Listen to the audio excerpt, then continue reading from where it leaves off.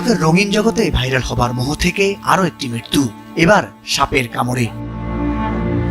রোববার লালমনিরহাটের আদিতেমারি উপজেলায় সন্ধ্যা 7টার দিকে কালভার্টের উপর বসে আড্ডা দিচ্ছিলেন কয়েক বন্ধু।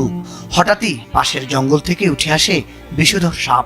সাপটিকে নিয়ে খেলায় মেতে ওঠেন সবাই মিলে। টিকটকে ভাইরাল হবার লোভে শুরু হয় ভিডিও ধারণ করা, নানান অঙ্গভঙ্গি দিয়ে নিজেদের সাহস দেখানোর চেষ্টা।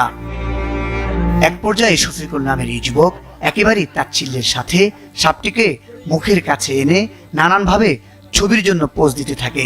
তখনই হঠাৎ সাপটি ছোবল মারে তার কপালের পাশে। সাপটি বিষধর নয় এমন ভাবনা থেকে দ্রুত চিকিৎসার ব্যবস্থা না নিয়ে সেখানে অবস্থান করেন তারা।